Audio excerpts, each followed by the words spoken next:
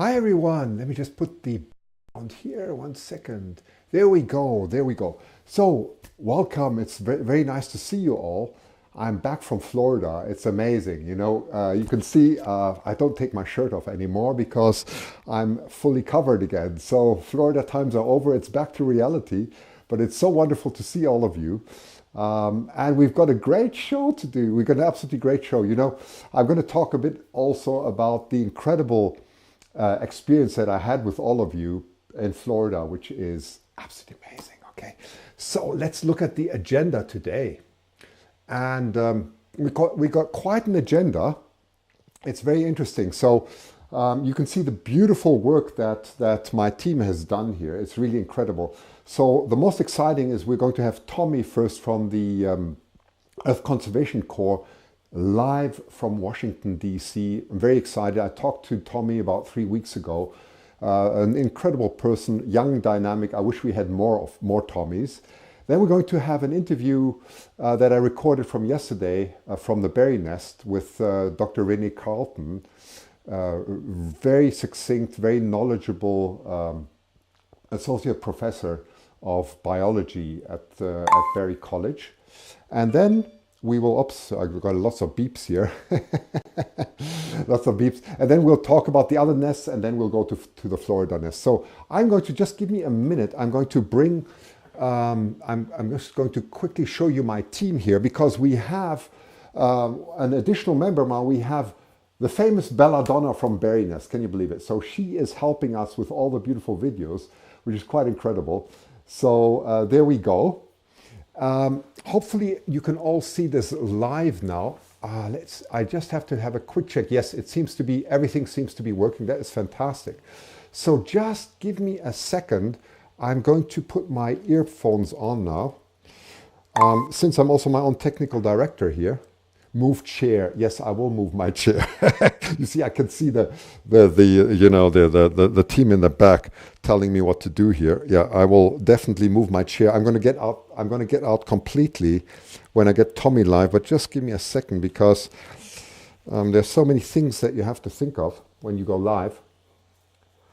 So let's just see. 1 second. Okay, here we go. So let's just get him in. 1 second. So see if we can get him live in. Get Tommy, 1 second, just hang on. Just hang on a second. There we go. Let's hope it all goes. Tommy, can you hear me? Okay, now 1 second. I'm not sure if I can hear. All of a sudden, I cannot hear Tommy. So 1 second. Can you hear me, Christian? Yes, now I can. Now I can. Hi, Yeah. Christian. How are you? Very good. I can hear you loud and clear, Tommy. I'm going to get myself out of the way now, so just hang on. This is all working perfectly. Let's just get myself. Very nice, Tommy. That's great. Just put your head a little bit lower so we can see. That's it. Perfect. Sorry, I'm tall like you. You're tall. You're tall like me. Well, it's marvelous to have you on the show. So I wasn't sure how many are going to be live here, but I put the Earth Conservation Corps of Washington, D.C. So Tommy, a few weeks ago, I had the pleasure to talk to you, which was really fantastic. You're a really impressive personality. And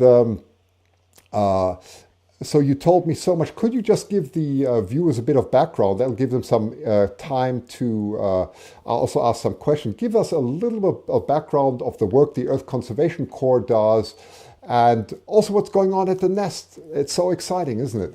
Yeah, everything is so exciting. So a little bit of background about the Earth Conservation Corps. The Earth Conservation Corps is actually an old organization started back in 1992 by Bob Nixon, who was a Hollywood film producer. So he came with the idea that he actually was a student to Dr. Diane Fossey out in Africa. And so she had this motion of boots on the ground activism. And so she told him, like, we need you to go home and back to America and basically do some sort of conservation project. And so that's when he heard about the Anacostia River, right in Washington, D.C. 1992, Anacostia River was the dirtiest river in the entire country. And on its banks was one of the worst neighborhoods in the entire country, being Southeast D.C. So Bob Nixon trudged down there, and he went in, and basically he got 9 kids out of Valley Green Public Housing in Southeast DC and formed the first Earth Conservation Corps. And out of those 9 members, we unfortunately have lost 4 of them since, but that's what happens with when you're dealing with at-risk youth in that area of DC. And but yeah, and then so they started by cleaning up Lower Beaver Dam Creek, which is a tributary of the Anacostia River, and they started cleaning it up. And then once they cleaned it up to a certain point, fish started returning, bugs started returning. You could see the change in the river, and which is really exciting. And then 1994, Bob got the brilliant idea. He grew up as a falconer. He studied in England, and he's done a whole bunch of falconry. And so he was like, you know what I'm going to do? I'm going to bring bald eagles back to Washington, D.C. through the Earth Conservation Corps. Bald eagles had not been in Washington, D.C. since about 1944. And so Bob reached out to Wisconsin, and they got 16 baby juvenile bald eagles. It's like the third egg of the nest. They removed the third egg. Basically, Earth Conservation Corps got 4 of them every year between 1994 and 1998.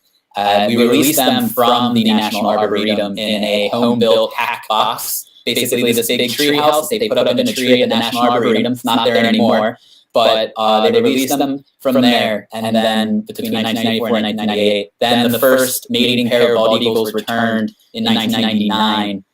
We named them Monique and Tink. Monique and Tink were 2 of the original Corps members, both of whom unfortunately were murdered in the original year of 1992. So I believe some people know them as George and Martha. They were the pair that were on the Woodrow Wilson Bridge, and then their nest got destroyed. We believe that they are the 2 eagles that are at St. Elizabeth's Hospital, if you ever hear about them, in Southeast DC. But then in 2005, Liberty and Justice, which are the 2 eagles that we follow at our nest at Earth Conservation Corps, they popped up at the police academy right in Southeast DC. And there's a fantastic Washingtonian article, I can't pronounce that, sorry, Washingtonian article in that you can find on our website and on our live chat in the video description that gives you this whole history in more detail. And it's really interesting. We also have a documentary online that's called Endangered Species that you can also check out, and that gives you real footage of the original bald eagle releases, which is really cool and interesting. And then, but yeah, so today, Liberty and Justice have been around since 2005. 2013 is when Earth Conservation Corps partnered with National Geographic, and we put the first critter cam up in a tree, which was super exciting. And then, unfortunately, National Geographic is no longer a partner with us. We're poking them, hoping that we'll get them back soon. But yeah, then 2013 is also when you have Mr. President and the First Lady up here at the National Arboretum as well. So that's really exciting to see. Since then, what we know is that Liberty and Justice have had 2 eggs every year since. This year, we are excited to announce that we have, as of February 7th, the first egg was laid, and then February 11th, the second egg was laid. So now we have 2 new eggs. We're hoping for hatch between March 15th through the 24th.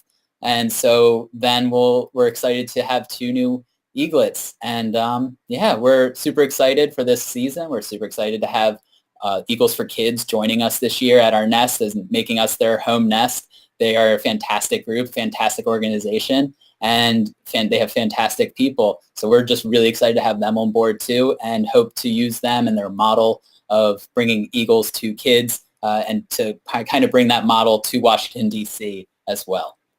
Well, thank you, Tommy. I hope you can still hear me. I just switched the Yeah. microphones around. You can. Good.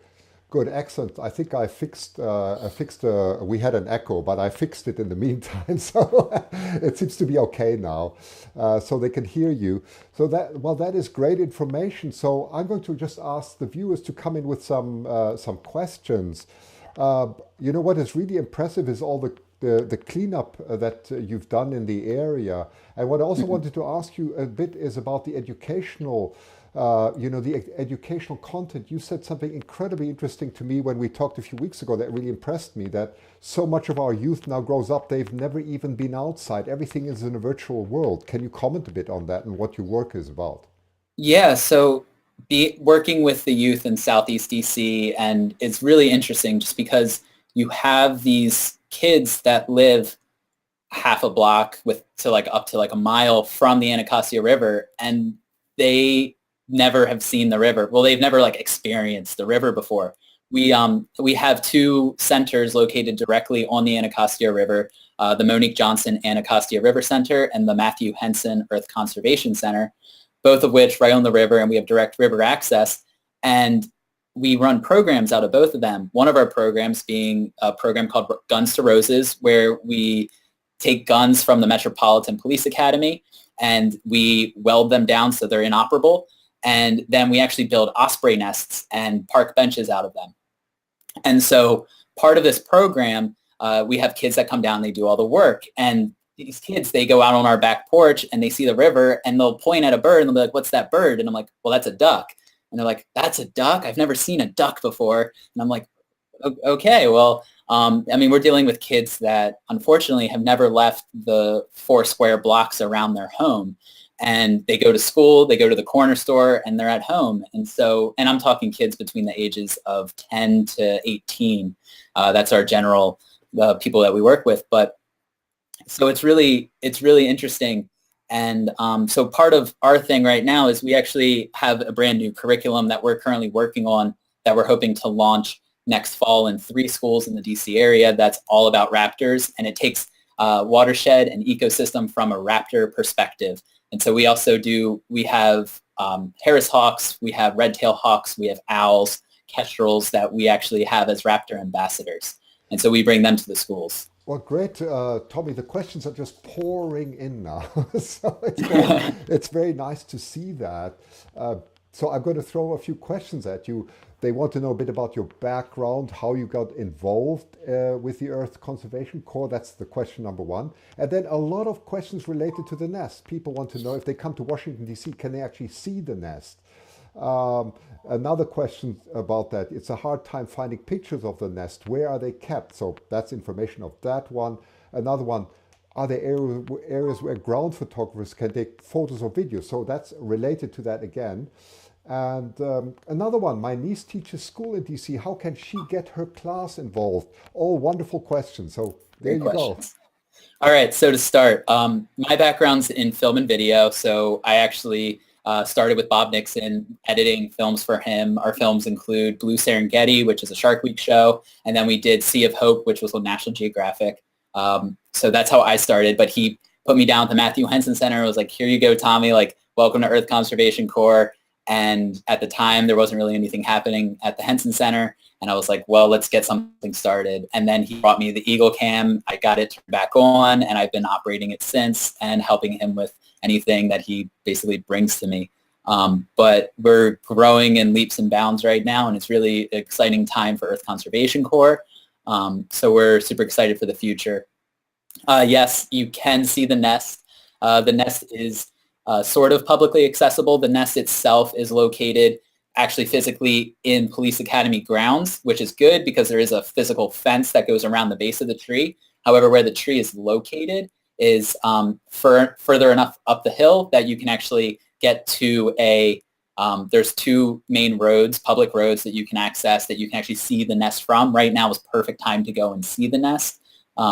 If you look at our camera, if you go to Cam 2, you can actually see an apartment complex like directly behind the nest. And we actually have kids that live in that apartment complex that have binoculars that actually watch the nest every day.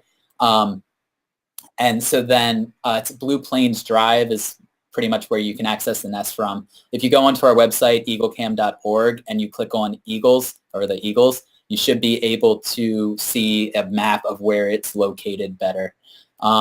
What was another question? Where can you see photos?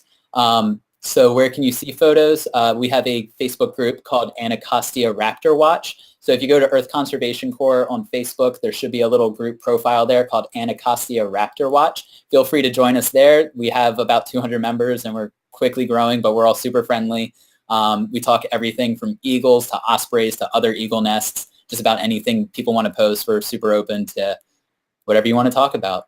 And the DC school teacher, hi, we'd love to get more information. We'd love to bring our birds to your classes. So you can reach out to me. My email address is on Earth Conservation Corps' website. You can also, if you use the contact us box on eaglecam.org, you can then also, that goes directly to me, so I'll be able to reach out to you and correspond with you that way.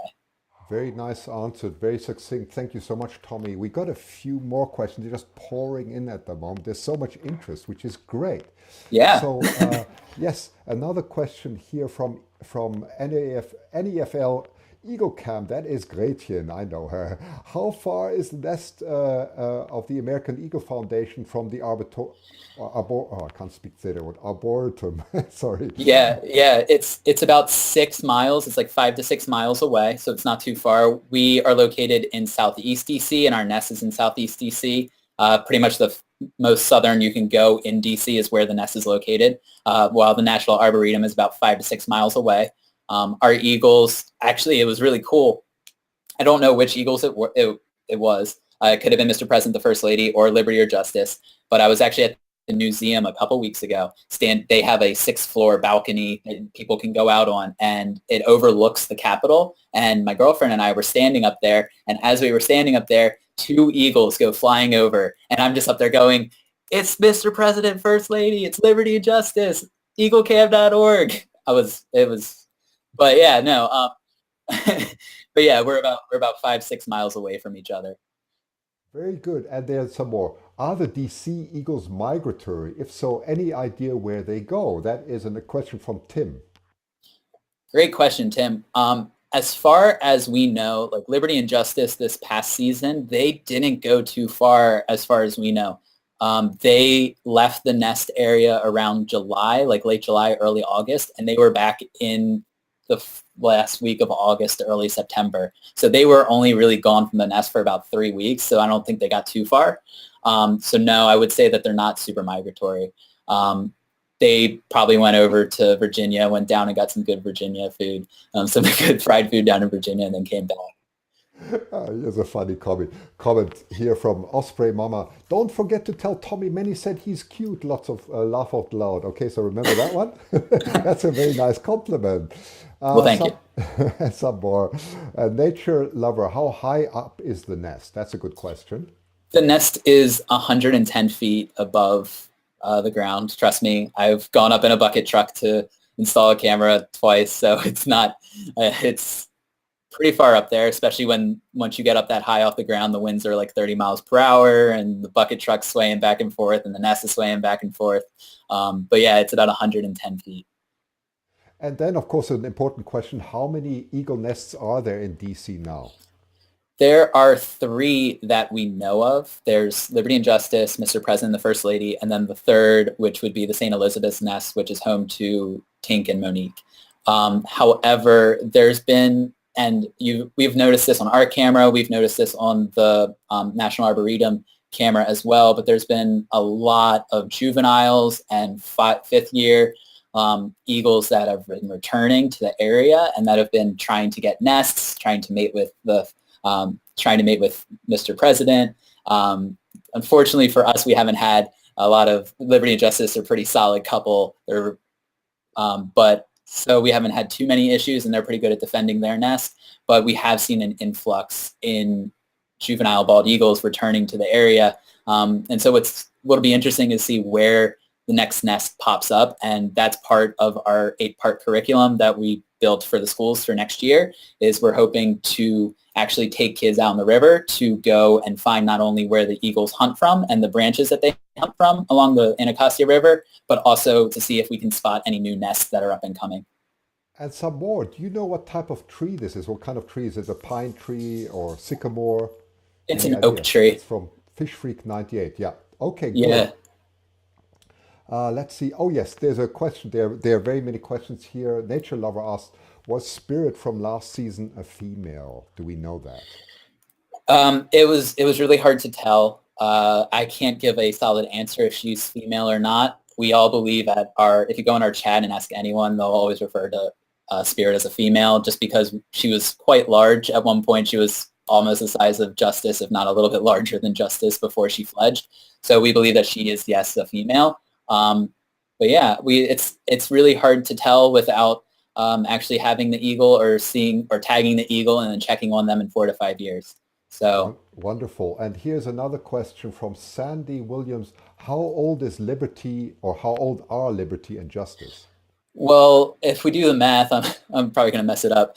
But so if let's say they were born in 2000, because 5 years is when we found the nest. So you could say they're about 18 years old. So they've got a couple more years to go. Very good. I mean, that's incredible what's happened in DC. I really can't wait to see the nest one day, and I will.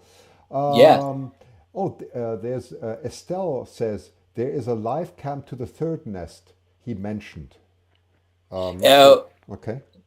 the St. Elizabeth's Hospital nest does not have a live cam on it.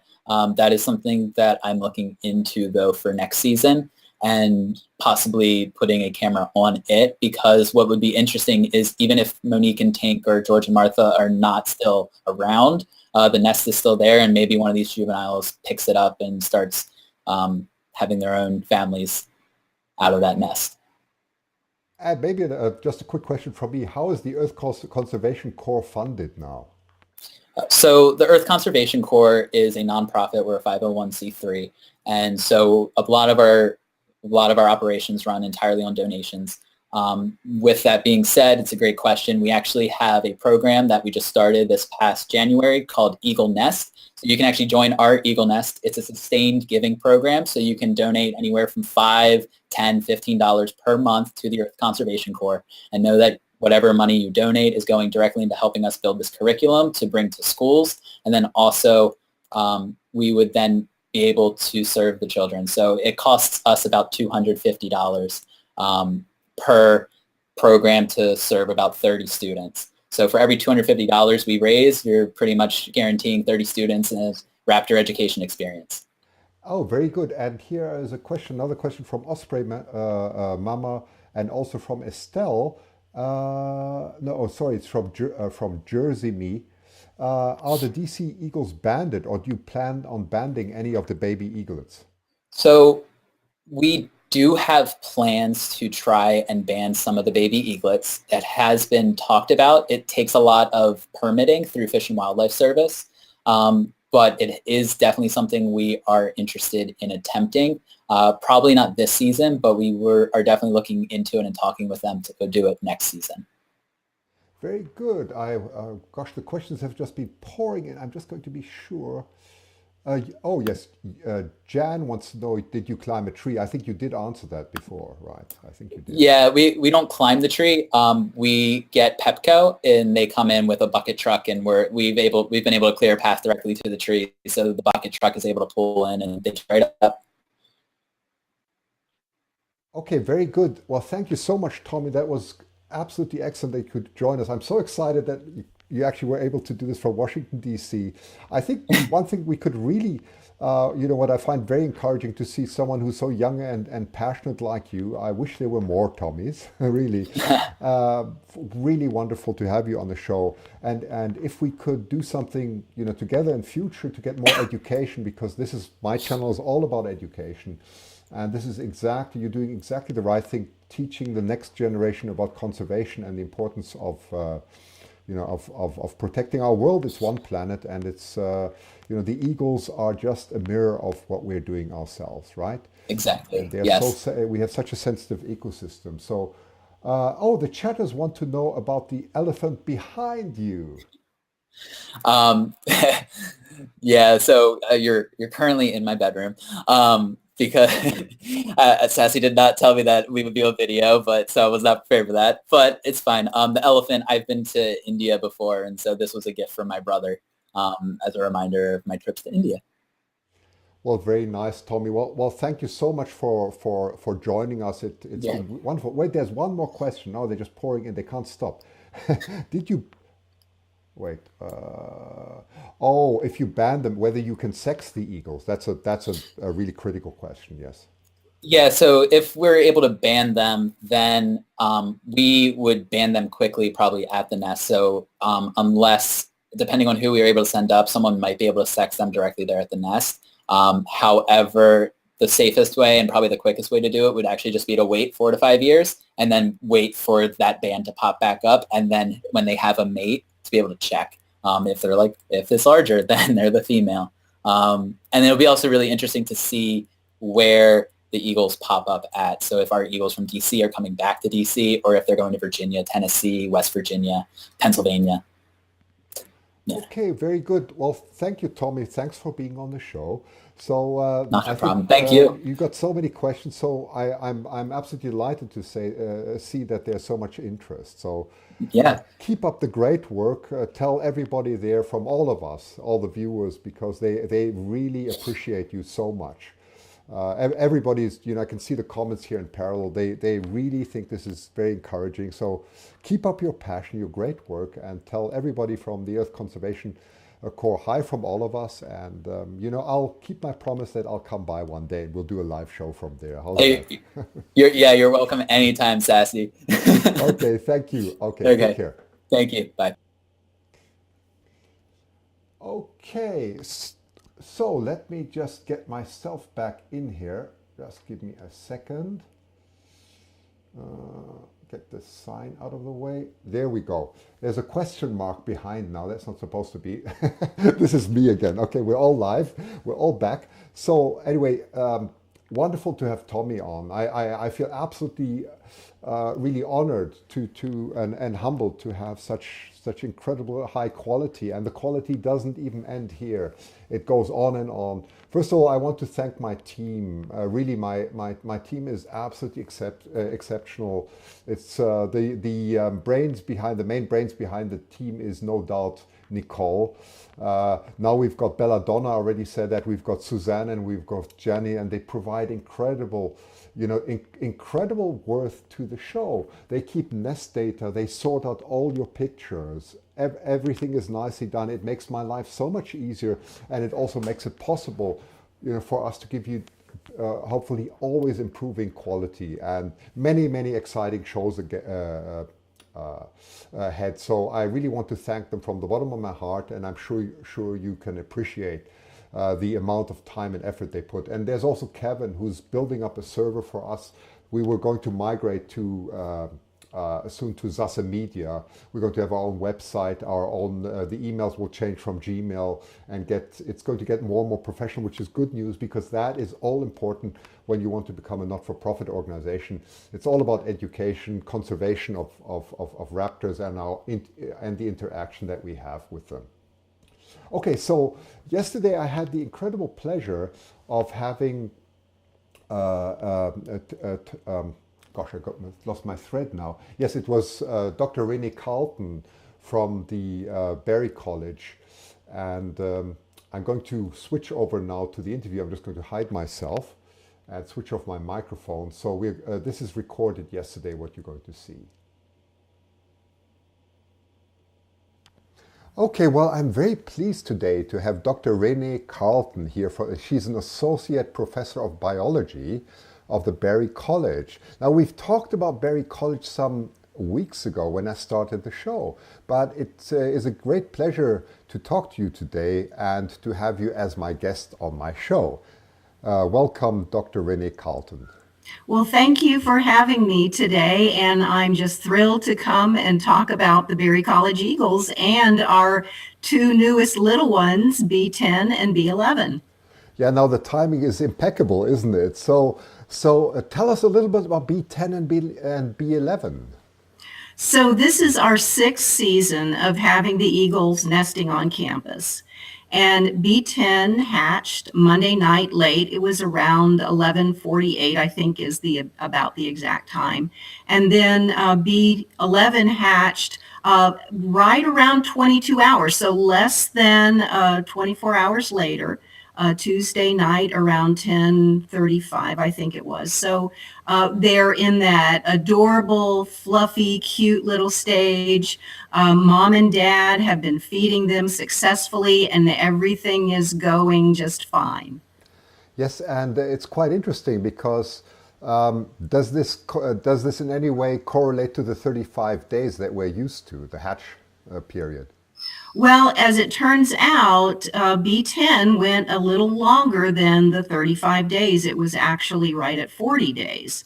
And because 35 is really an estimate, an average, we can have hatchings, of course, a little bit earlier than that and later than that. 37 days may be more what we've seen at Berry, but I was getting a little bit worried about it, crossing my fingers that we would have two hatch this time, but we have had two successful hatches and we couldn't be happier. Yeah, that's very interesting. I think last year, when was the time last year? Do you remember that for B8 and B9? Was it around the same time?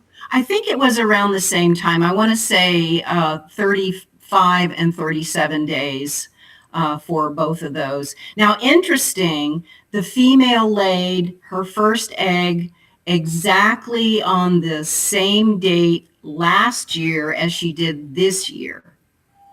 Yeah, that is very interesting. This is also something that the eagle biologist, my friend here, David Hancock, has always remarked. Sometimes their timing when they return to the nest is impeccable. It's like they have an internal clock, right? That's the way it seems. Although our pair were here for many times during the summer. Sometimes we don't see them for an extended period of time, but they were in the area quite frequently and would come and stay in the nest for maybe 10, 15 minutes and then leave. So they have been around longer, I think, this year than they have in previous years. But another remarkable thing about birds in general, I do some bird banding along with my research, and I have had Kentucky warblers, which is a very, very small bird that winters in South America, come back to the same exact net that I caught it in the year before, that exact same day. So it's really remarkable how much timing, internal timing, birds actually have. Yes, and that of course brings us to an interesting question. What do you do for education, and how do you educate students also related to eagles and your work?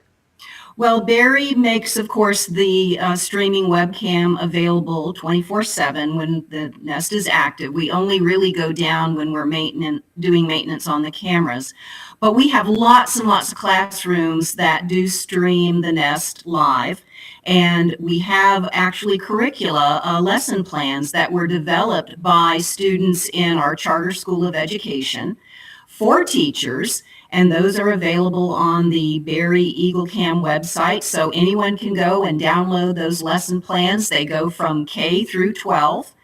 And also next month, I'm actually doing a live chat in a classroom using Skype.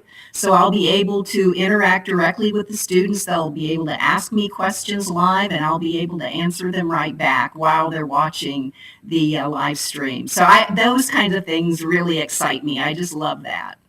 That's really interesting. So what is your own particular area of research? Well, I'm actually more of a parasitologist, I guess, than anything else. I'm very interested in avian or bird parasites, and I've maintained a population of eastern bluebirds on campus since 2002. We have Berry College is a very, very large land holding, 28,000 beautiful acres. And a lot of that is nice bluebird habitat, but unfortunately we didn't have a lot of natural nesting sites. So my students and I undertook a project to put up nest boxes, and we've been very successful establishing a very, very viable population of bluebirds.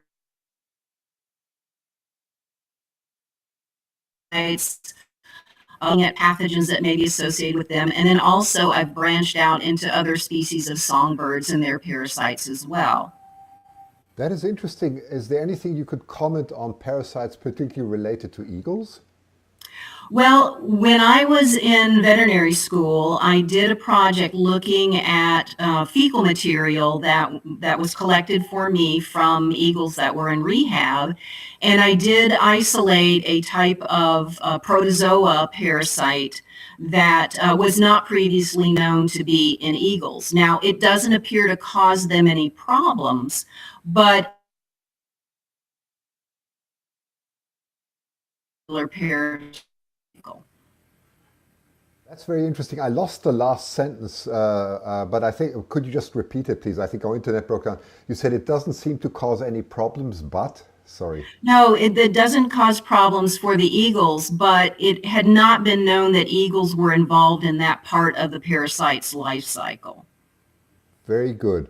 Okay, so let's talk a little bit more about the nest. Is it so that in 2013 suddenly two eagles arrived and the whole story evolved? Well, here's how the story goes. And it was about this time in 2012 that a Berry College student came to me because he knew I was very interested in birds. And he said, Dr. Carleton, did you know there's an eagle nest on campus? And being a birder anyway, I was very excited about that. So when I asked him where it was, I assumed it was up on our mountain property where we have a large reservoir that is the main water source for the college. And so naturally, I assumed it would be up there. And he said, no, actually, it's behind the Cage Athletic Center.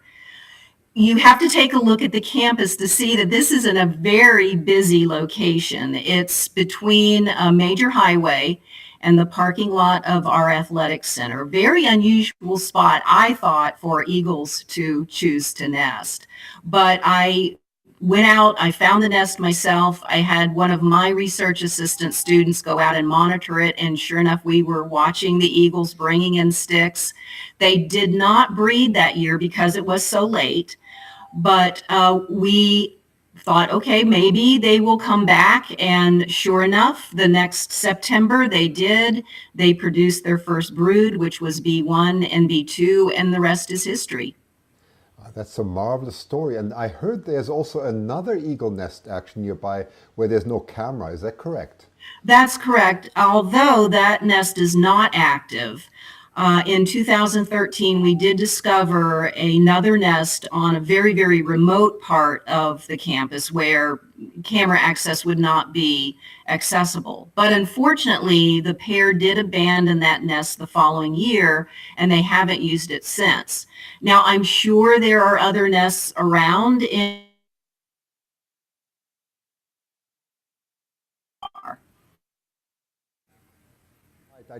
I lost you for a moment again, Okay. but that's okay. You just said there were other eagle nests around. It's fine. I think we got the message. We got the message across. So, what are the temperatures at the moment where you are in Georgia? Well, we're having a very mild day today. The high was 74, which is higher than we would expect for this time in February. Generally, our high should be around 56 and down into the high 30s. So we're having a little bit of a warm spell, which is kind of nice. I'm enjoying that. Well, Dr. Carlton, it's been an absolute pleasure. It's very interesting to talk to you. I've just come back from Florida. It was, well, I always talk in degrees Celsius, 29 degrees, which is, I think, is about 88 there, which is incredible. And now I'm back in Vancouver in the snow and rain. But our eagles are much later. They typically the eggs would hatch around mid-April. So I think Berry College comes right in between. I think in March, then it moves to California, and then finally up the West Coast. Right, So, that's correct. yeah, We're well over a month behind the yeah, Southwest West yeah. Florida nest. Yes, and I would be delighted one day to meet you in person. I'm quite sure I'll do it because Berry is one of the nests. It's definitely on my bucket list, and I hope to meet you in person one day. Well, we would love to have you come. Just let me know, and I would be more than happy to give you a personal tour. Thank you so much, and thank you for your kind words. Oh, you're very welcome.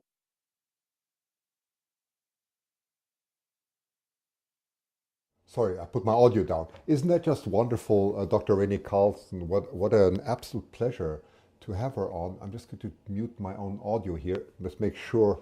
There was a slight echo. I hope it was okay. The echo comes on her side. It's sometimes when you don't have headphones on, but I think the echo was still acceptable. I did add a small, icing on the cake, by the way. She later mentioned to me whilst I was chatting to her how delighted she is that the really old generation who sometimes is more computer illiterate is catching on even with iPads and enjoying the berry nest. So yeah, you can hear me okay. Okay, thanks, Jenny. That's great. I get all the prop messages here. It's really wonderful now how we can interact. So I know everything's fine. So I'm just going to play that small part for you where she talks about the enthusiasm there, and then we'll move to the next subject. She told me that her mother, her elderly mother, was not at all interested in computers, didn't want to have any part of that stuff. But she got her mother a tablet, and it was internet capable, and loaded or bookmarked the Nest Cam so she could watch the eagles. Well, the lady got so interested and so involved that she would go pick up her friends, and they would go to McDonald's where they had free wireless and have coffee and watch the eagles. Right, right. I think you could see what I mean. Isn't that incredible? I mean, the Eagle cameras are changing our life. It certainly is changing my life, and I can see all the kind comments coming in. By the way, in YouTube, I've just seen Mark, Lullaboo, and so on and so on. The list just goes on. Kathy, of course, Kathy is always a big contributor here. By the way, thanks, Kathy, for your your frequent enthusiasm, sending so many messages. I'm so glad to have all this support now because it's amazing how this is evolving. I'm so excited. So let's jump to the next topic. And so it's over now to Nicole, who has done a beautiful summary of, maybe one day we'll get Nicole live on the show. Who knows, right? But she's done this beautiful weekly Nest Digest, which I really like. So Nicole is going to, in future, take over the summary of the nest. That takes an incredible burden off me. So thank you, Nicole, for doing that. Also, thanks for Jenny, of course, and Suzanne, and now, of course, the famous Belladonna, of course. So you can see the hatching is going at an incredible rate. So a lot going on in California. You can see that in the background. And we had Webster. We had the Texas nest. We had, of course. Let's see if my microphone's still there. Yes, it is. And so on and so on. The trio nest is having a lot. I just wanted to give you a quick insight into my screen here, which I think Jenny has done. So let's see if I can give you a. Yeah, there it is. You can see. So what Jenny has been working on is absolutely phenomenal. We now have our own a list of all the nests. These are the nests in North America, by the way. And if you count, which I found so remarkable, if you count all the eggs, the eggs that were laid, I count 31 already. This doesn't only include, I think these are mostly from Eagle Cam nests, but some are not.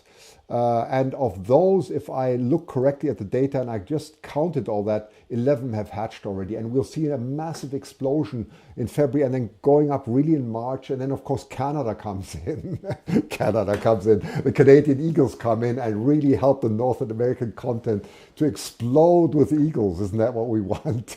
So marvelous work. I just wanted to show you that. We are going to make this public, of course, so that everybody can enjoy this table. So this is the type of work that's going on in the background. Right, so I'm going to put myself on. No, I'm going to just put my microphone on because we're switching over to Nicole's contribution now. Yeah, let's do it. So let me just get myself out of the way.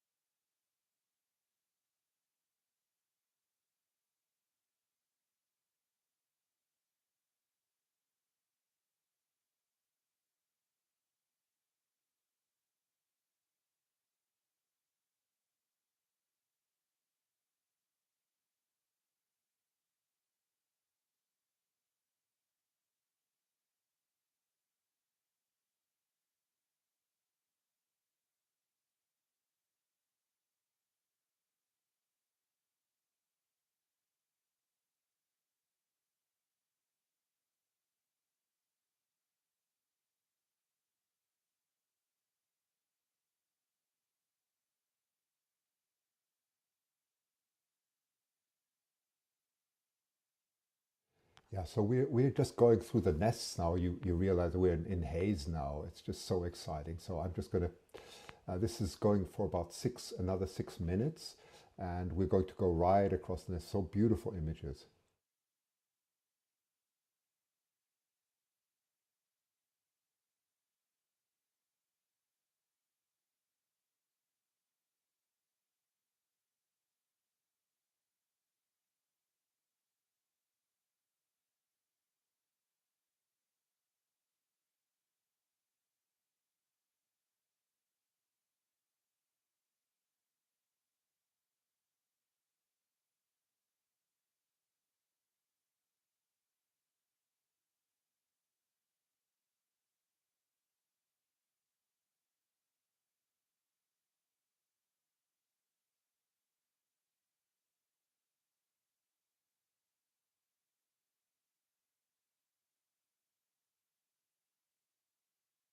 Yeah, that's jumping to California now.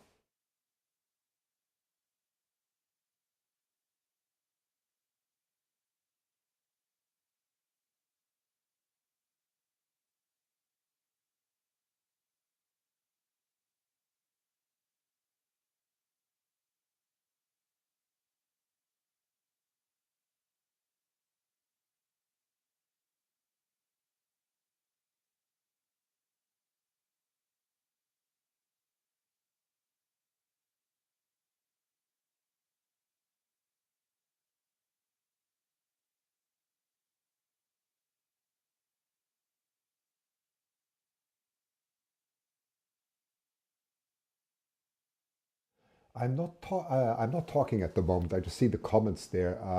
So I think the images speak for themselves. So I will start commenting when we come to Florida. Okay.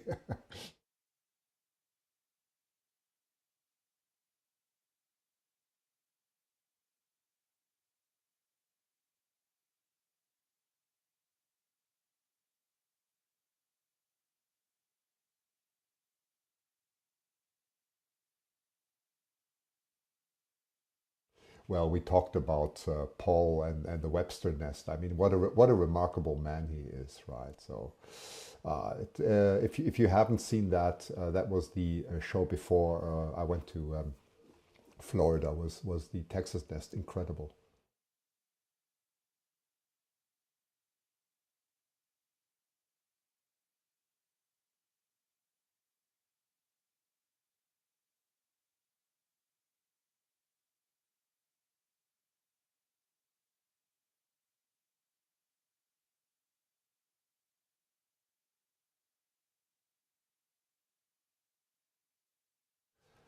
This is phenomenal footage, absolutely phenomenal. Did you see that?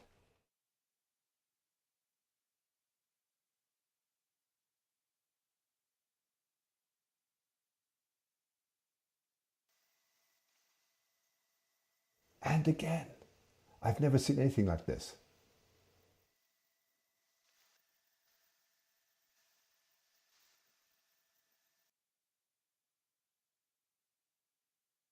Okay, you want my opinions? Here I go.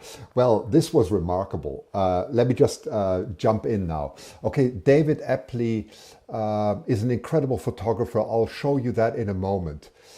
So this is, of course, that was all the Southwest Florida nest. Really beautiful. As you know, I walked right underneath, and we had Lady Hawk. She took another video of me right from the Eagle Cam looking down, really remarkable. And then we had Liz G taking also beautiful photographs. So you really see masterclass photography here. That's another one from Liz.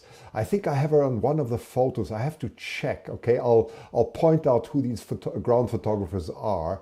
I met all of them. And I mean, the Pritchards have done incredible work here to, they make it so accessible for everyone. Really wonderful to see. Again, yeah, that's the rabbit. Now comes Desiree's amazing thing. So we had the captures in the camp, bringing in a rabbit. you'll see Desiree. She's a marvelous photographer. She's provided a lot of footage too, which we've integrated here, which Nicole has done. And you will see me from the ground. I think I have the footage also coming in from the ground of the eagle, with the rabbits. Really amazing footage. Again, remarkable, absolutely remarkable. Yes, now comes Desiree. Now Desiree is an incredible character. She's very, very devoted. Taking all these, she's got this super 800 millimeter Canon lens, and it's just world-class photography here from all of from David, from Liz, and from Desiree. That's my comment. I've met all of them. It's been most incredible, most incredible. You can't watch. I see Estelle says I can't watch. Well, Estelle, that's life. I mean, sorry, Estelle, I have to throw in one comment. Yeah, before I do that, this is a remarkable picture here from Desiree. So what is happening here is E10 is pulling the tongue, and I've got that on video. Yes, I'm going to show you that in a moment. So Desiree has got this incredible close-up here, really remarkable. Really beautiful. Okay, now we're moving to Northeast, another beautiful nest. Of course, from the Northeast broadcast here, American Eagle Foundation, Gretchen. Gretchen is the captain of the ship there. Really beautiful. I love that nest. I love the dedication. The dedication of eagles in Florida is out of this world. It's really out of this world. I mean, Florida is probably the second most populated state after Alaska concerning eagles, but there's no doubt where the number one engagement is. Thank you, Nicole. That was really beautifully done. Makes my work a lot easier. So if you've missed my comments, I am commenting now. Okay, so let's jump on now. This is the fun part. Now we really get to the fun part. Isn't that wonderful to have such colors behind me? Hey? I got all these colors behind me, and I can read your comments too. So I hope if you missed my comments, they're all there. I just wanted to say one comment. I don't remember from whom it was, but they say, "Oh, I can't stand looking at a rabbit." I have to tell you one thing though.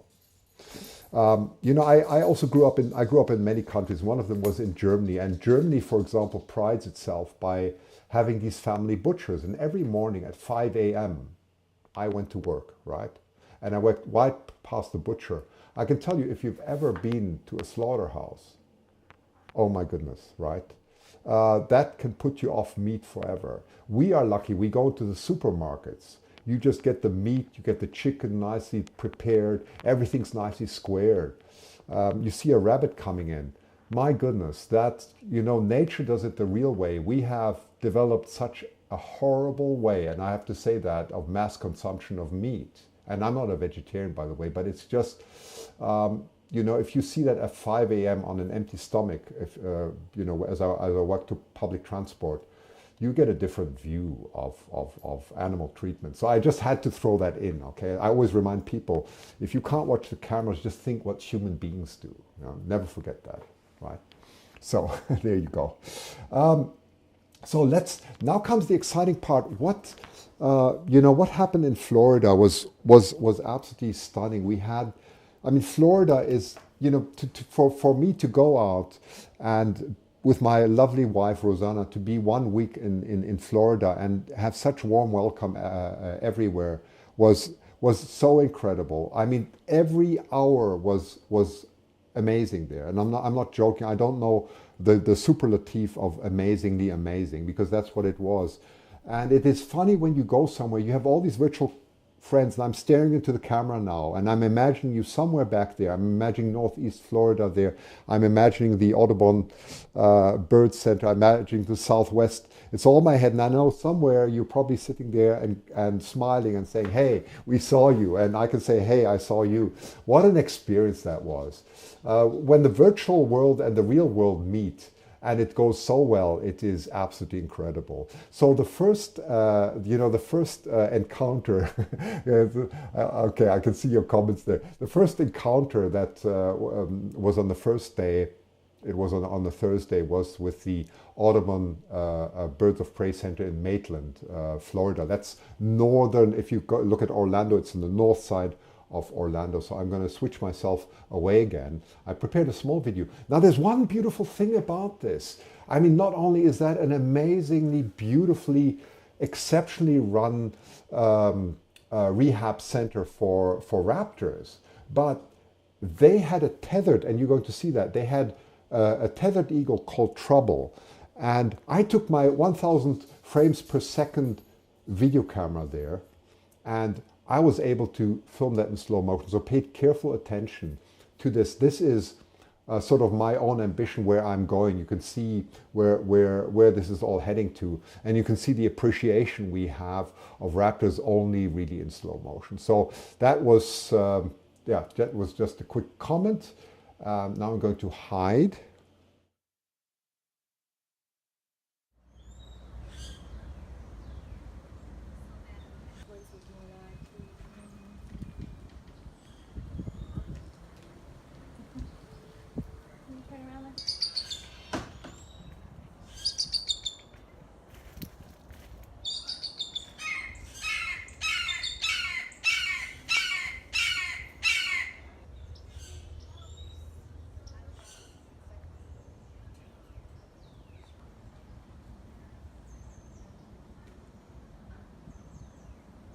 Well, just a quick comment. You can see how beautiful the aviaries are. They did a complete renovation. They've got this lake there.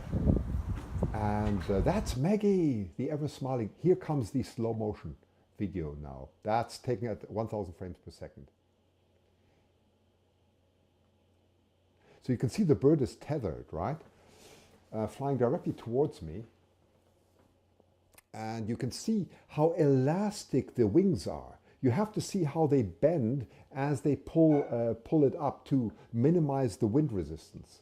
And here you can see the side view. Really beautiful. I must say, absolutely magnificent. And you can see the beautiful, perfect landing here. Now you can see why I'm so much into slow motion cameras. And by the way, Trouble, the eagles are so alert. You know, he took a bath afterwards. You see they're putting some spray on there. But he was aware of me because I was like a drowned rat. And I was something new, so he was very hesitant to take a bath. But finally, you know, he did. he did then decide to take a bath. Really beautiful. I mean, their place is so magnificent. Yeah, that's crazy. I never would have guessed. You're going to see a bit more for bathing there. But he wasn't his usual. He knew I was there. Something was different there.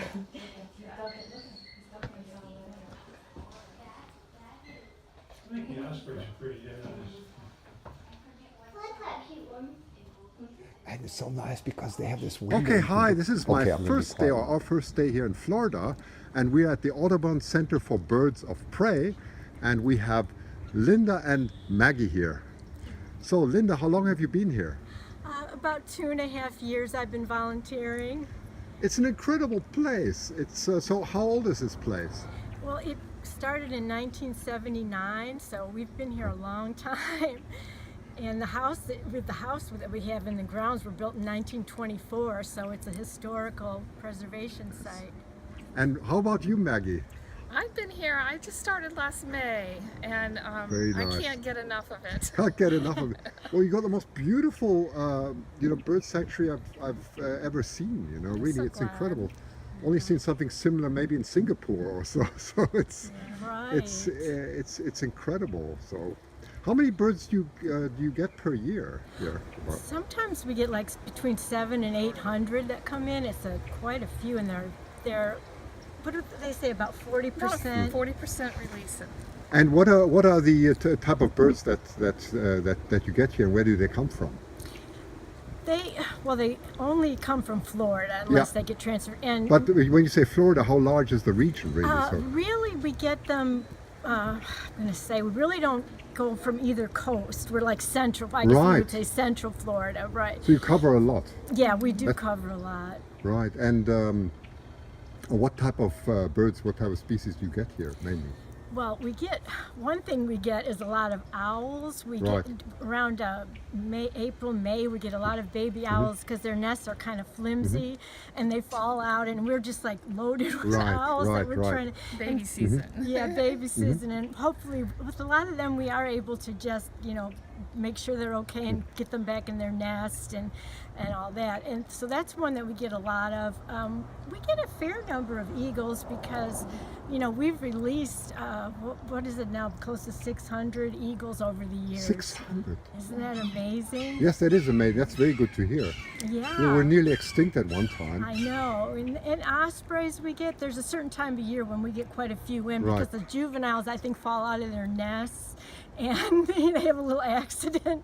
They're trying to fly and they crash into something. Do you ever see some territorial fights between ospreys and bald eagles? I've never seen that. Have you ever seen that in this area? No, I haven't heard of that. I think it goes on, but I don't think we've gotten anyone in from it. Now, Right. territorial fights among eagles, yeah. Eagles. Yes, Right. definitely. But I have noticed, I don't know if Florida is different or what, but I think the ospreys and the eagles get along pretty well, tolerate each other, and don't try to take each other's territory. Yeah. And most interesting, of course, where do you get your funding from? Well, we don't get any funding from the state, so Oh, right. we Okay. are a nonprofit, and we have corporate sponsors that they help us out. We also get money from just donors. Like we're having an event on next Sunday, Right. And so we're hoping to get, we have a silent auction, and we're hoping to get good sized donations from that. But yeah, nothing from the state. So So what keeps you going here? What's the motivation of working here? To get to be around the birds. Right. No. I think you have many people who understand. Exactly. Yeah, absolutely. Okay. Well, thank you very much. Thanks. Okay. Yeah, I mean, you can see how incredible the motivation there is, and why I liked it so much there. I mean, that's just how Florida shines. So then we drove first in direction of the Northeast Florida nest, and we came across Osprey Mama and her husband. That's, by the way, on the right side, that is my wife Rosanna, and we were invited for dinner, which was absolutely exceptional. So Osprey Mama knows a lot about ospreys, I can tell you that. So we talked a lot about birds of prey. We had a wonderful evening, and that is just one of the many incredible times we had there. And then we went on next morning. Yeah, well, watch out for alligators, right? So they have this alligator farm. And yeah, that is a live alligator, just in case you're asking, of course. I would put my head there, wouldn't I? So what was quite remarkable is the beautiful birds they have there. So they had this beautiful, What's your name? well, they call it blue, right, from Hello. from the cartoon, you probably know. But it's just so exceptional to see that. And then, well, we went on, and that's where the Northeast Florida crowd came in. We had lunch together. That was on Friday. Yeah, on Friday we had a lunch. So all this was organized by Gretchen, and you can see the incredible team there. I'm sure some of you are watching. So wave when you're watching. Wave at the wave through the chat, please. Say hello or something, so I know that you're there. So anyway, you can see Tatine in the background. So she's a very well-known photographer there. Very, very knowledgeable, by the way. Next, yeah, well, guess who that is? Guess who that is? That's Gretchen and me. I was preparing the live stream. They provided with everything, with internet and so on. So it was absolutely incredible, the support I got there, and it just went on, and then of course came dinner. Dig in, guys. You can see. Welcome. Yeah, pizzas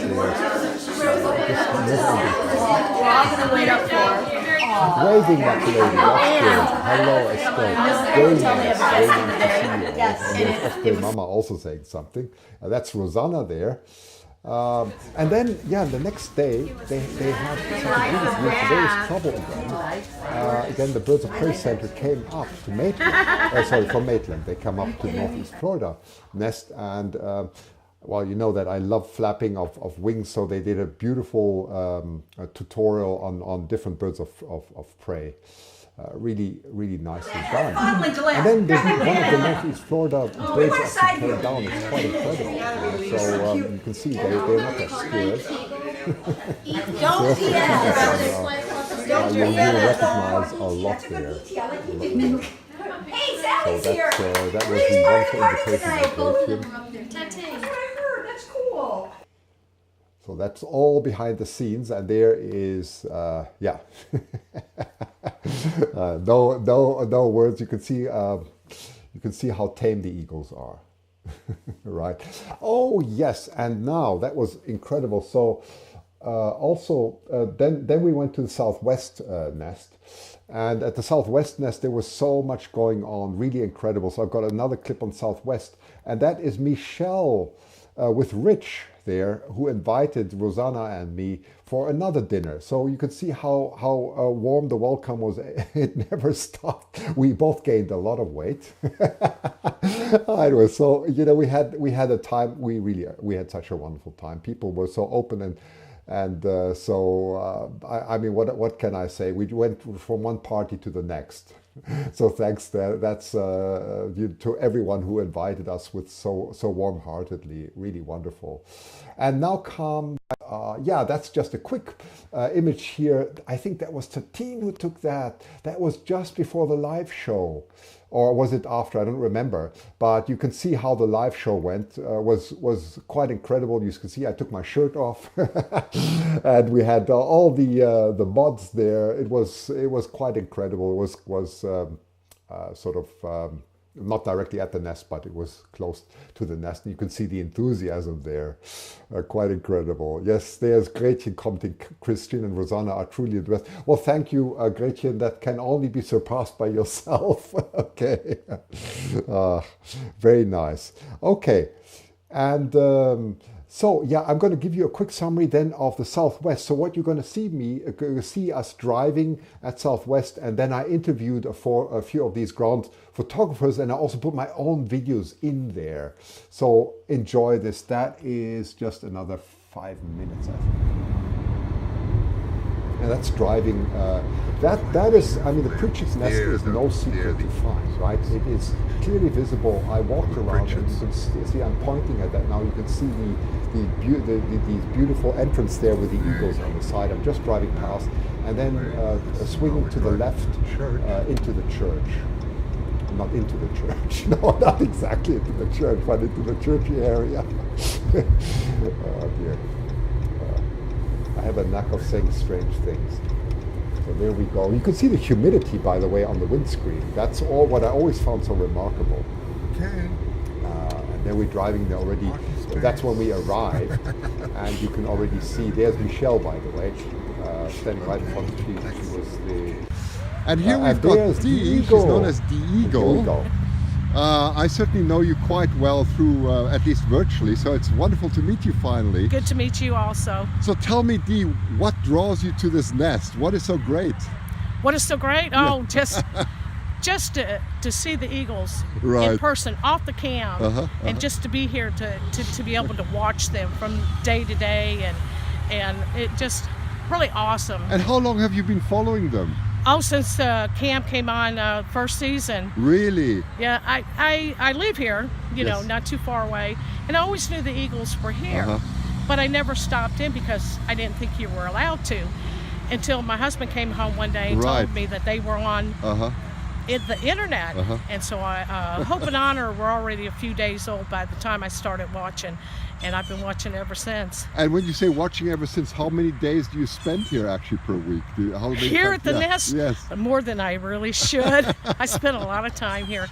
This season I haven't, but in the past I spent a lot of time here. And you know, I heard something interesting here about the nest, because they say the eagles actually never go away. They stay here. Yeah, right? The Ozzie and Harriet stayed. That's interesting. I spent a couple of summers down here watching, waiting, and I would see Ozzie more than I did Harriet, but they were here. They were here, so they have no reason to migrate to Alaska? No, or we whatever, have we have the greatest food source here Yeah, in Florida. We've yeah. got ponds all around this Yeah. nest, and the river to like behind you, probably Right. about a half a mile for the eagles to Yeah. fly. We've got plenty of food source here, so I For couldn't sure. imagine them going anywhere. Right. You know, maybe we might not see them for a few days, you know, but that doesn't mean they left. Right.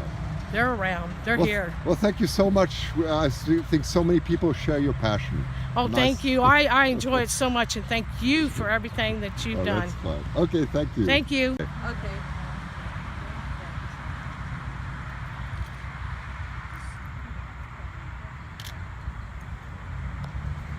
Hi, so this is Desiree.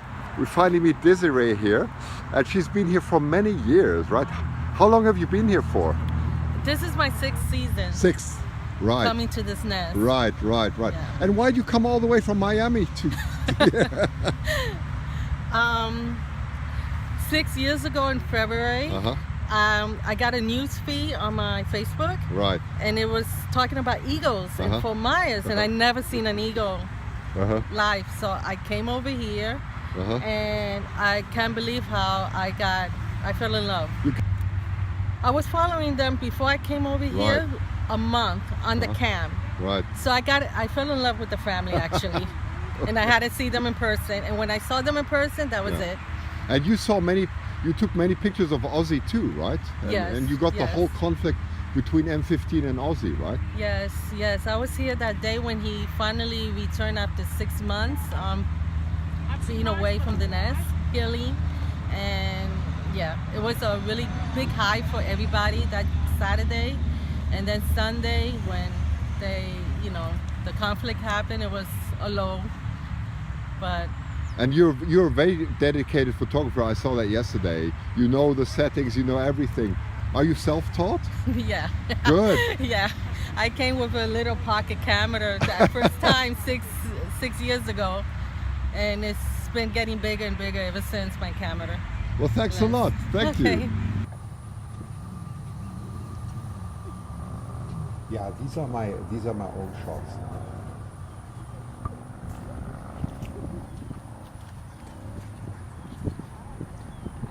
It's incredible how much you can zoom in actually with a video. So we have Donna here. Donna, what draws you to the nest?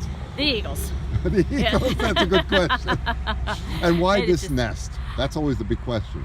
It's so fascinating, the Right. dynamics of what's going on, especially the whole new eagle when Ozzy got hurt and Right. M15 showed up for the first time, and just watching that whole scenario of the courtship and staying together, Uh-huh. it was just so fascinating. And watching the youngins, each one are different, and how they handle raising the kids. And also, how often are you here?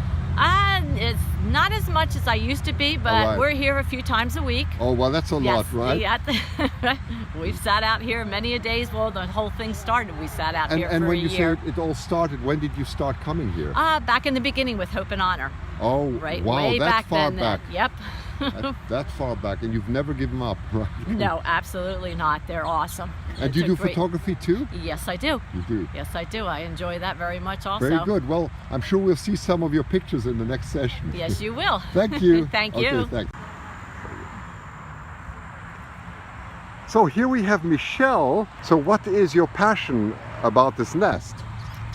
I heard about the nest maybe 4 years ago. Right, right. I haven't been around as long as some of the Uh-huh. others, but I had never seen an eagle up close or a nest that Right, size that right. matter either. And I think one of the things that drew me here was that it's the symbol for the United States, so that meant a lot to me.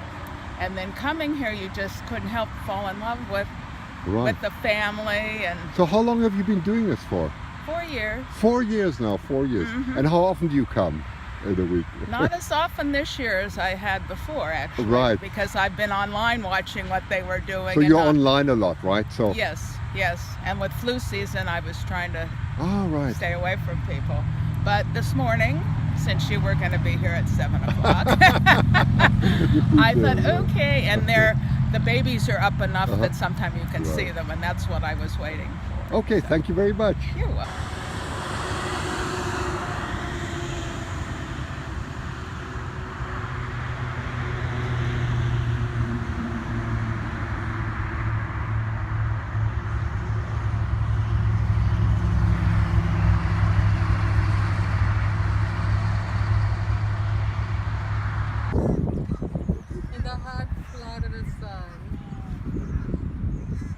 They're You can see using how my harsh the shade. sun is.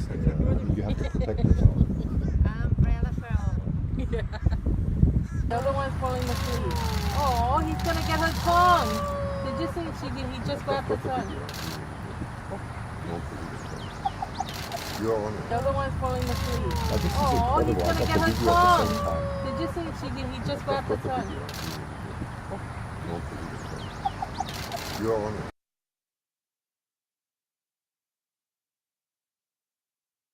Right, that was it. I hope you enjoyed it. I hope you enjoyed it. So, I just see Michelle is there and many others. Very nice to see you. See all these names again. It means a lot to me. It really does, and it's completely different being out there in the field. This is something I enjoy most, really being out there in the action. That's why I'm going to do a lot more of that. So there you see this incredible picture that also Desiree took, and I'm sure from the cams you've seen that. It's pulling at the tongue. It was very hot. I mean, well, it was 88. You would say, well, that's not hot, but it was. Let's say it was hot for the time of the year, which was absolutely marvelous compared to what we have in Florida. Okay, so yeah, I was just asking the question. Yes, I did enjoy the trip. Really, I completely enjoyed it. This is where I'm in my element. So that's the answer. I'm just seeing some of the comments here from the chat. Yeah, I was just asking, is there some time for a quiz? I see, yes, there is. So let's let's enjoy ourselves and let's do the quiz. So give me a minute just to switch over. I need to switch microphones and so on and make sure there's no echo now. And then I will put in the number again. Let's just do that. I like the eagles in the background. It's so beautiful. So let's leave them there. And yeah, let me just make sure. 1 second. I have the phone. Where is the phone? 1 second. It's hidden somewhere. Oh dear. Come on, phone. Where are you? There you are. There we are. Okay, I got the phone now. Okay, so the line should be open, and I'm going to make this really easy. Okay, I've got several questions. Again, it's going to be all about bald eagles put together from my team, and so I look forward to having your there's a dial in the number 425-223-4960. So get your phones ready. And the first question is: you saw this rabbit come in, and you've seen a lot of other things. So eagles can carry a lot, but the question is, how much can they actually carry? And there's only a true or false to this question. Could an eagle actually bring in a 20-pound dog? Yes or no? Is that possible? That is my question to you. So here you go. If you're ready, I'm going to just switch my mics and make sure that I hear everything. There we go. So yeah, be ready to dial in. Hopefully the phone works. Hopefully everything works. So get ready. The question again, can an eagle actually bring in a 20-pound dog? We've seen similar things on internet. Is that true or false? I'm talking about a bald eagle bringing a 20-pound dog back to the nest. Yes or no is the question.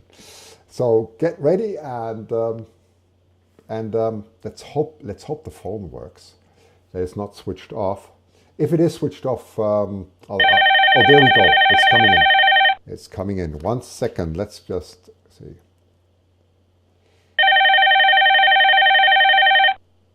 Hello? Hello? Hello? Hello. Who's there, please? This is Jan Lester. Jan Lester. Don't I know you? Of course I know Jan Lester. Aw, nice to talk to you. Well, that's wonderful to have you on the show. So where are you calling from? Tucson, Arizona. Wow, Tucson. You know, it's interesting, Jan, that you mentioned Tucson, Arizona, because the eagles in a very arid area behave completely differently. And I think it's worth doing a broadcast from Arizona one day. I'm actually thinking about that because it's... Oh, that would be wonderful. Yes, come to Tucson. Yeah, very, very, very. Tucson, of course, I'm an absolute star lover. Tucson has a very good university, by the way, and Yes, they yes. do a lot of astrophotography, which is my other life. Okay, I have many lives, and that's my other life. Yeah. So anyway, Okay. Jan, so nice to have you. So the question again was, can an eagle actually bring in a 20-pound dog, yes or no? Oh dear. Yeah, I just caught it when I was dialing in, and I was turning my volume down to make sure I didn't mess up this call. Can an eagle? Well, I would say no. You're correct, absolutely. Good. You're absolutely correct. There is. I don't Good guess. exactly know where the payload limit is. At least for short, maybe it's around 8 pounds or so. Yeah, I wonder if there's any studies on that or any research. Well, they are. I mean, you've seen them bringing in massive branches and so on. But for example, they can't bring in a chum salmon. A chum salmon would weigh somewhere around 20 pounds. That is unheard of. They can drag it. That's something different. But they cannot lift it. Because that makes sense. Yeah, I mean, they can't lift more than their own with their own body weight by definition. It's just not possible from the wing structure. But you're absolutely right. So. Great. John, thanks a lot for calling in. So we're going to Thank you. It's fun. That's great. And hold. Just watch because we're going to spin the wheel then, and we're going to. I'll be watching. A nice image for you. Okay. Thank you. Thanks so much. Okay, Good night. Thanks, bye. Okay, so that was Jan. I'm not sure what happened to the. Here we get another one. Okay, so that's great. Hello. Hello. Hello, with whom am I talking, please? This is the Mac Lady. Sorry, come again. I couldn't hear that. This is Mac Lady. Mac Lady. Yes, I've heard of you, Mac Lady. Where are you calling from? I'm calling from Jacksonville, Florida. Yes, of course. From Jacksonville, Florida. That's wonderful. So have you ever been at the Northeast Florida nest? Oh. No, not yet, but I plan to go there soon. As you know, that location is held in secret. Yes, that is correct. And that will remain like that. Do you do a lot of eagle watching in Jacksonville? Oh, yes. I'm a volunteer with the Audubon Society, an Eagle Watch program. I'm assigned 2 nests here in Jacksonville to watch. And, of course, I think I watch about 6 online cameras. That is fantastic. Well, I've got a specific question for you, Mac Lady. Oh, no. No, but it shouldn't be too difficult. You know that juveniles for quite some time keep their brown feathers, right? And their black beak, and then at a certain age it turns more yellow, and then finally they turn into a white head. Can you tell me approximately at what age their head would turn white, or it'll still have some black feathers? But 5 years old. Yeah, that's correct. 4 to 5. Yeah, that's fine. That's correct. And they get more and more like that. That is completely correct. So you're fine. Well, yay, Mac Lady. That's great. Wonderful. Thank you so much. You're welcome. So you are winner number 2. That's great. So we'll take one more call and one more question. Thanks for being on the show. Okay, thank you. All right, thank you, Christian. Okay, Bye-bye. Thanks, fine. Bye. Okay, so hello. Thank you so much. Hello. You're welcome. So you are winner number 2. Hello. Can you hear me? Hello. Yes, hello. With whom am I speaking, please? This is Swamp 5050. Oh, sorry, come again. I could not, the audio was not that good. I'm just going to blend out the number so nobody dials in anymore. So could you give your name again? I'm sorry, I couldn't hear. Swamp 5050. Is it Shron 5050? Is that my understanding? I'm not sure. 5050, is that right? Yes. Got it. Okay, got it. I think my mods will have picked that up. I hope so. So from where are you calling? I'm calling from Southwest Louisiana. Ooh, Southwest Louisiana. My goodness. You know, that reminds me because David Hancock told me about certain, eagles migrating to the Mississippi area, Louisiana, and so on. So, how do you do some live eagle watching there? Pardon me, you keep breaking up. Oh, I keep breaking up. So, it must be the cell phone. Do you do some live eagle watching in Louisiana? Oh, absolutely. There is a nest, or rather, there are two nests south of me. Right. And 3 juveniles. I see them frequently. They fly directly over my property. They fly there. Oh, wow, that is fantastic. So, do you know anything? How many eagles do you have in your area? I know we have a great deal of them. They just recently, probably about 3 months ago, did a series to the southwest of me in the swamp where there's really too many to even count. So the population here has increased tremendously over the last couple of years. Right. No, that's interesting. I hope to come to that area one day. That is certainly my ambition.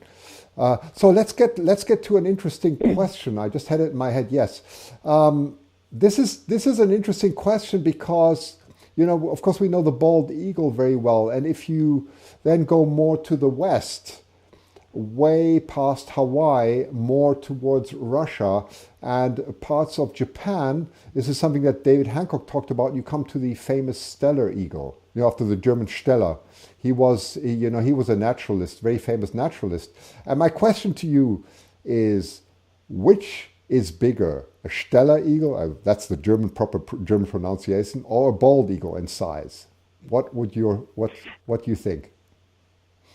Well, I saw the podcast with you and David Hancock, and you said that the Steller is bigger. You got it. I'm going to go with what you said. Yeah, you paid attention, and that's absolutely true. You probably saw this incredible video that David Hancock took, which is yes, I did. Isn't that amazing? You had this probably what they think it's a hybrid between a bald eagle and a Steller eagle. I must say that was one of the most incredible videos I've seen.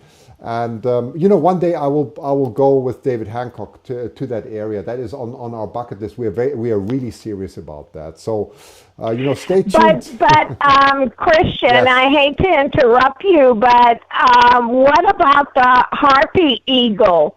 Now, from all the information that I've seen, they're saying that the harpy is the biggest eagle. Yes, and that is completely correct, and it is the biggest. I was just comparing the bald eagle with the Steller eagle, and you're absolutely right. The harpy eagle is bigger. And we will talk about that one day in future. This is all on my bucket list. So I hope that you all will tune in for many months and years to come, because this is going to be part of the mission, right? To explore that. So you're absolutely right. Yes. It is. Oh, wonderful. I'm looking forward to it. Yeah, I have to make these promises in front of you so that I keep them. Okay, thank you. Well, thanks for being on the show. So you're the winner number 3. That's fine. So, Jessie's just saying hello. She's getting a little bit... Come here, Jessie. Say hello to everybody. Here she is. Okay, so thanks for being on the show. Okay. Thank you, Christian. Okay. I love the show. Okay, thanks so much. Fine. Bye. Bye. Okay, very good. Well, that was up. So Jessie wants to go down again. She wants to see what I'm doing, but she wants to play with the ball at the same time. So let's go and spin the wheel quickly, and then I will come to an incredible announcement right at the end. So those of you who are still tuned in, don't lose. It's going to be I'll quickly spin the. Get the spinning done here. So 1 second, here we go. and we're going to spin. And now, Jesse, can you bark? Jesse, you come here and you bark when or do something when I'm supposed to stop spinning this, okay? You help me with this, okay? You do something and then I'll stop, okay? So let's hear it spins. Just, okay, you're moving. Okay, that means I must stop. Okay, that's the first one. I don't remember the sequence, but that's image number 7. That's a beautiful image that I took in Port Hardy. So that is congratulations to the first winner. So we'll spin the wheel again, Jesse, and you, as soon as you start moving, yeah, that's now. I will stop. Okay, oh, that's a nice one. It's one of my favorite. That's a real close-up of an eagle that absolutely stares at you. So that is winner number 2. Okay, and Jesse, here we go again. And okay, wait. When are you getting tired? Now she's getting not tired. Now she's behaving herself. Hey, are you? Say hello. Okay, we'll stop the wheel there. Oh, oh my goodness. That's a close-up of a snowy owl. So that's the winner number 3. That was the last one. So we that's wonderful. So Jesse has been helping here. That's a beautiful Jack Russell, all the way from South Africa. I took her all the way from South Africa, born in 2007. And well, she was delighted to see you all. And she's a great helper, isn't she? Yes, she is. Yeah, Jessie. Yeah, you're a good girl. But I need to just finish my show off. Okay, so let's just finish it. So the final note for today is what's going to happen. Yes, what's going to happen, right? And this is really exciting because Jack Molan. You've all heard of Jack Molan, right? Well, Jack Molan is also known as Captain Jack. He's written this incredible book, believe it or not, in 1 week. Jack and I are going to Dutch Harbor. To Dutch Harbor, that is the Aleutians, right? The Aleutians. We're going to go there, and I'm going to take my slow motion camera along. Jack knows the area inside out. There's no better person you can go to the Aleutians with than Jack. He knows the Bering Sea, knows everything inside out. I am going on the trip with him. We get on very well. For 1 week, we're going to be together. We're going to go through snowstorms and everything, exactly the opposite weather. And maybe I'll be able to broadcast from there. But the last broadcast that I'm going to have is next Friday. Saturday we're leaving. And I'm going to have Jack Molan live on the show. And we're going to talk to you about Dutch Harbor and what we expect there and why it's such a fantastic area to be in for eagles. They are much bigger than the eagles that we have here or in Florida, so because they have to withstand so much. So that is going to be the big thing to go to Dutch Harbor for 1 week. It's going to be a trip that is absolutely incredible, right? So if possible, we'll be broadcasting live from Dutch Harbor if the internet allows that. But don't miss next week's show. Jack will be live here and answering all your questions. So go read his book. We'll put the link of his book below the show, okay, so that you can click on it. He's written this beautiful book on his experience as a captain. So don't miss that. Read it and then ask thousands of questions. And that's just we'll make the next show not very long. It's going to be about 30 minutes to 40 minutes, simply because we are both leaving incredibly early, right? It's a long flight up to Anchorage, and then we're getting a connection the same day with a propeller machine, very sturdy machine that takes care of all, that can go in very heavy winds. So it's quite a trip, right?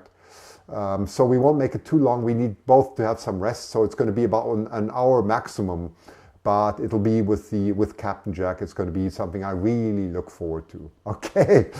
Very good, my friends. Well, it's been most fantastic. So I'll just, I'll just stand and I'm going to say thank you again for joining. And it's wonderful to see all of you here. Thanks for all that. Please give us a thumbs up. That really helps go on. It takes a tremendous effort, as you know, but it comes all from the heart, just as your passion does too. So having said that, I will now, I will now switch off. Thank you, RJ. I just wanted to thank my friend RJ. Well, it's wonderful. Thank you for the donation. It's going to help us for Dutch Harbor, because I'm going to try and stream from there. It's really, it's absolutely wonderful to have that. I hope I haven't missed anyone there, but that was, thank you so much, RJ. That is very kind of you for that donation. RJ is an incredible friend, never met him, but we've talked so many times. So that is really generous. So having said that, yeah, you see Captain Jack is also there. Everyone is there. So I'm going to say good night, goodbye to you. Have a wonderful weekend. Enjoy it. All my Floridian friends, thank you so much for that wonderful, wonderful time. Comes from my heart. Thank you.